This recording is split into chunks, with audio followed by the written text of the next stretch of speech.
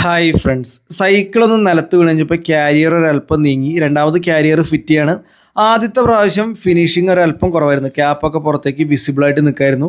ഇതിപ്പോൾ എൻ്റേതായ ഒരു ഐഡിയയിലാണ് ഞാൻ വെക്കണത്. ഒരു ട്യൂബ് വെച്ച് കൊടുക്കുന്നുണ്ട് സീറ്റ് പോസ്റ്റിൻ്റെ പോറൽ വീഴാതിരിക്കാനായിട്ടും നല്ല ടൈറ്റായിട്ടിരിക്കാനായിട്ടും. ക്യാപ്പിനും ട്യൂബിനും ഓരോ ഇൻസുലേഷൻ ടേപ്പ് വെച്ച് ഒട്ടിച്ച് കൊടുക്കണം. കാര്യം ഇത് രണ്ടും പിടിച്ചുകൊണ്ട് നിന്ന് ബോൾട്ട് ടൈറ്റ് ചെയ്യൽ പാടാം. ക്യാരിയർ നമ്മൾ മാക്സിമം പൊക്കിയാണ് വെക്കണത്, ഞാൻ വെച്ചത്. കാര്യം എന്താണെന്ന് വെച്ച് കഴിഞ്ഞാൽ സൈഡിൽ ബാഗ് ഇടുന്ന സമയത്ത് അത് ഡീറെയിലറുമ്പോൾ മുട്ടി അത് ബെൻഡ് ആവാനായിട്ടുള്ള സാധ്യതയുണ്ട്. സൈഡ് ബാഗ് ഇടണമെങ്കിൽ മാക്സിമം താത്തി വെക്കുന്നതായിരിക്കും കേട്ടോ നല്ലത്. സപ്പോർട്ടിനായിട്ടൊരു ബേസ് ബോർഡിൻ്റെ കഷ്ണം ഇൻസുലേഷൻ ടേപ്പ് വെച്ച് ചുറ്റുണ്ട്, അതല്ലെങ്കിൽ ക്യാരിയർ പിടിച്ചുകൊണ്ട് നിൽക്കണം.